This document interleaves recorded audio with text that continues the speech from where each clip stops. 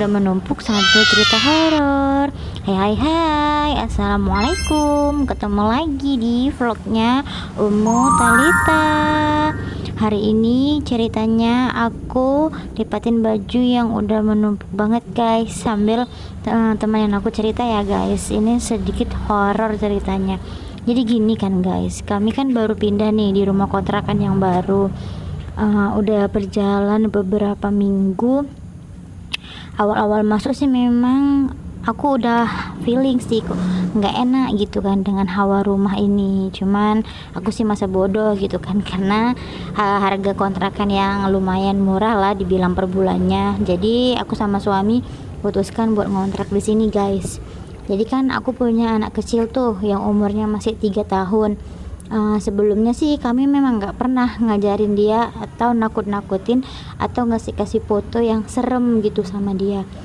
Tahu-taunya kan seminggu udah di rumah itu dia ngomong gini, Umi ada burung terbang di mana?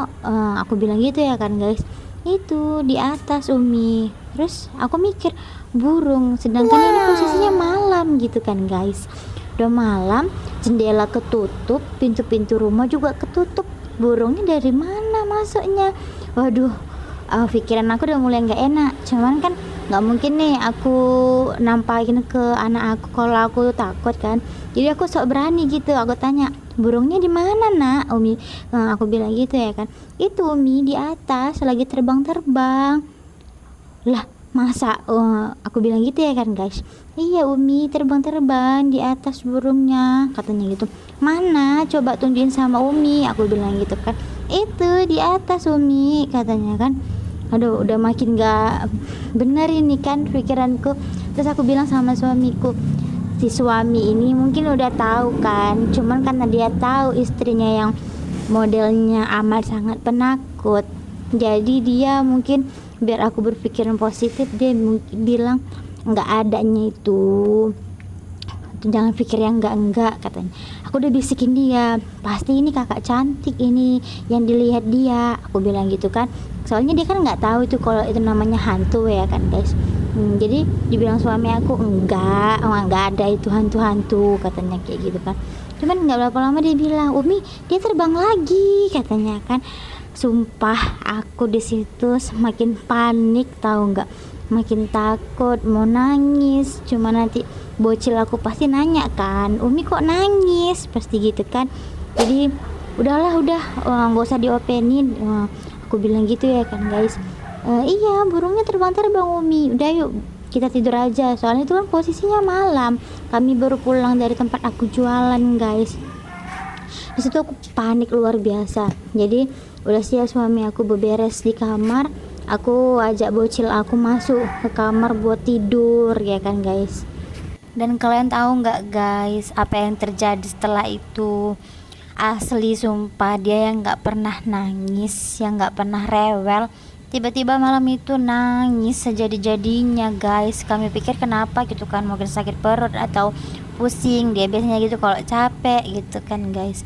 Ini enggak, kami tanya kenapa nak, kenapa nangis dia sejadi-jadinya. Itu posisinya dia udah tidur guys, udah tidur nyenyak, tiba-tiba dan nangis. Kami pikir dia ngigo atau mimpi gitu kan, jadi kami bangunin. Habis itu dia meluk aku kayak ketakutan gitu tahu guys.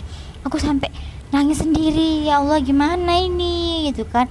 Terus suami aku bilang, kenapa dek, kenapa, sini cerita sama ayah katanya. Itu dia nunjuk, itu kami nggak tahu apa yang dia tunjuk, tahu nggak guys. Di situ aku sumpah nggak tahu lagi apa yang mau aku perbuatkan guys.